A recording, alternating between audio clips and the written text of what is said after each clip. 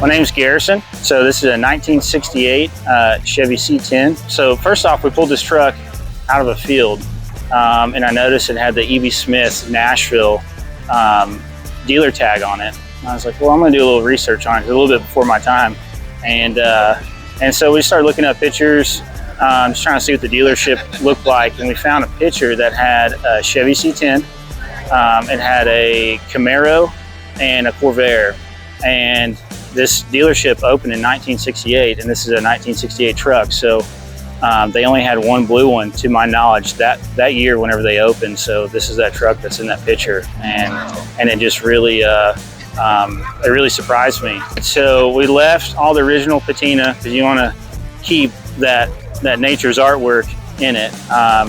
But as far as underneath it, it's all brand new, or it's been touched in some shape or form.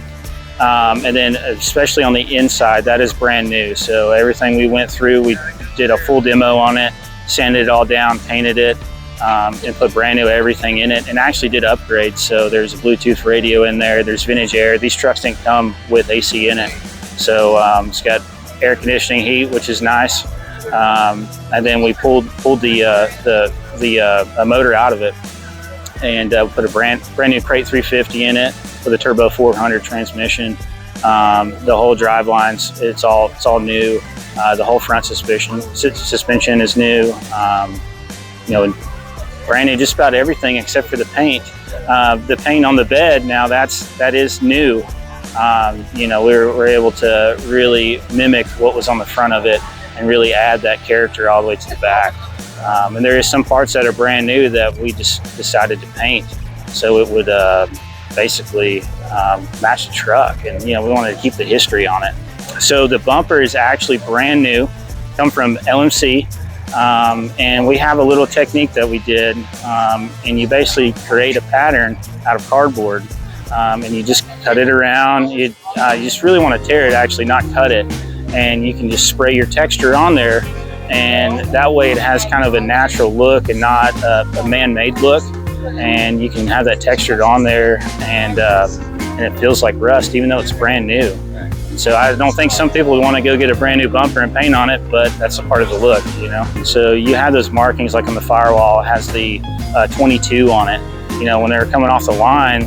So you'd see that they check the firewall, it's part number 22, and then you go up to the hood and they mark it 23. So basically they would just make sure all the parts are good, and you want to save that. You know, you don't want that to deteriorate away, because that's just part of the whole history of the truck. Originally, we were going to leave all the rust on the inside because it had some nice rust that was on the doors and the door panels. But you know, at least with people, whenever they want to get inside, they don't want to have all that rust. So they're wearing something nice and they're taking it out to a car show. They don't want to come out and there's rust stains on their shirt or whatever. So we want to make it really nice, have the AC in it, be able to basically have a brand new truck on the inside and be comfortable, and not have to feel like you need a shower afterwards. And I think that adds a lot of value to it. I love this truck. I hate to let it go, but it's just a part of it, you know. And it's been a blast building it. It's been a wonderful journey and a lot of learning curves, and I would do it again tomorrow.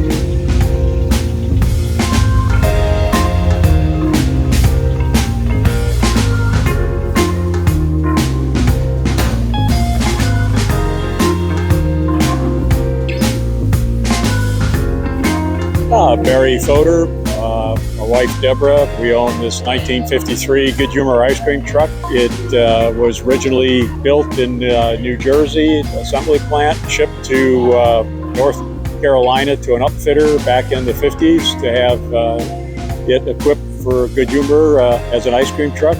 We bought it in 2015 and it took 3 years to restore it. The truck is got its original 235 inline 6-cylinder. It's a 3-speed manual transmission. All the graphics are all hand painted on, and all in period correct artwork. The truck won People's Choice at the Hilton Head Concourse back in 2017. It's been a lot of fun. People love it. You won't see very many of them on the road. You see a lot more 60s vintage. At the end of their useful life, Good Humor would destroy them because they didn't want anybody competing with them. So that's why they're so scarce, so far few between. You know, the basic powertrain is Chevy, so, you know, readily available parts, things to do. The biggest hassle we've had with it, the original compressor did go bad, and we had to replace it. That took about 4 months working through a company in Italy that bought the original compressor company from the United States. We had to work with them to figure out what compressor to use, and then trying to find someone that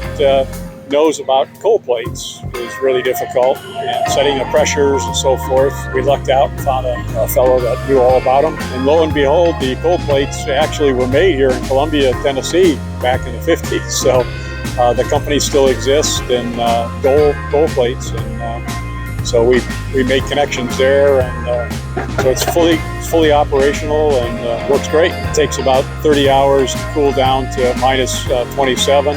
We're good for 6-8 hours out on a day like this.